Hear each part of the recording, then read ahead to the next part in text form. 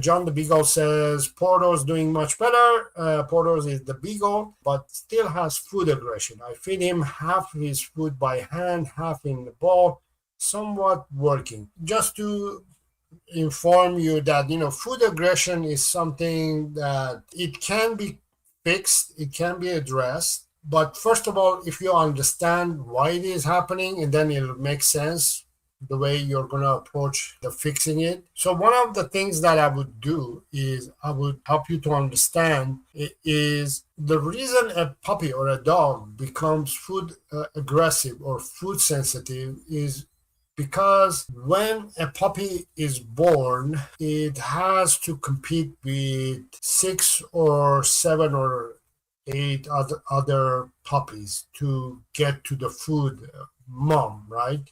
The source, which is mom. And when a puppy is having a hard time getting to the source, either because it's smaller, is weaker, or it's not strong enough to fight its way to get to mom, it will start developing this negative association with food that I can't get to the food, and food become rare, right? It will have a hard time getting food. So when it has a hard time getting food, it will start being more sensitive about food. So it will fight its way. It will start developing that behavior of fighting over getting to the food because it can't tolerate being hungry, right? So that's the reason why dogs become basically food aggressive or food sensitive.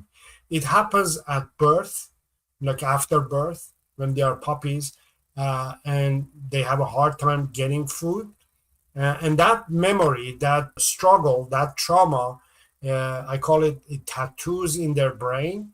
And you can never, ever get rid of that because once it is tattooed in their brain, it becomes part of life, unfortunately. So when it comes to adults who have food sensitivity or food aggression, you have to understand that it's not a matter of changing that behavior because it is a behavior that it has been already developed in the system. You can get rid of it, but what you can do, you can control and manage it.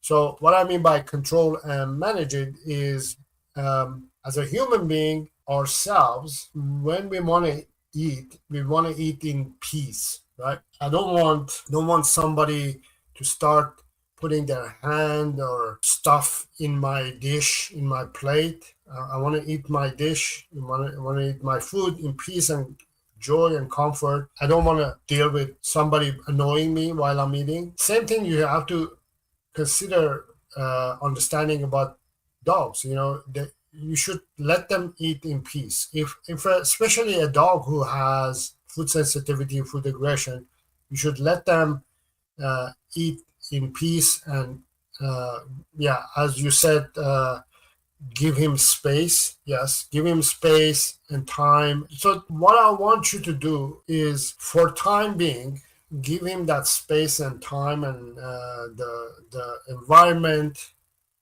peace and quiet to eat. But there are things that you can do before and after eating, right? The training shouldn't be during the feeding.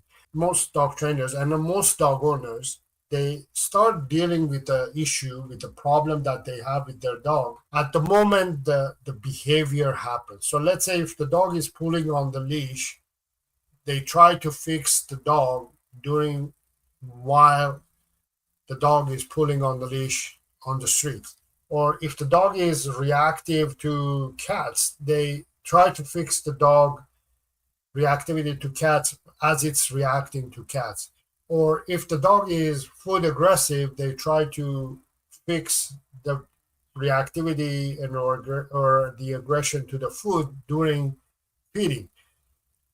The reason I don't suggest to do that, the reason I don't suggest to train or work on that so-called unwanted behavior at that moment is because at that moment, For example, in Porto's case, he's in excited, maybe aggressive, maybe angry, maybe super. Look, I need the food. I need, what do you call? How do you call? It's very can't wait to eat the food, right? In that moment, the mindset is not the right mindset to teach it anything or train it. I don't suggest training dogs in that situation. Not only because it backfires to you and you don't get the great results that you need, but also what it does, it makes the dog to actually hate that situation and hate you. So you're making the relationship go in a wrong way, in a negative way. And also it makes the dog to hate that situation, that, let's say, feeding time. It starts becoming a big issue, right, for the dog and for you. So I don't suggest to put the dog in that situation and then start teaching it the training, because the brain also is not in the right mindset to learn or be trained. So everything that you do is going to affect negatively.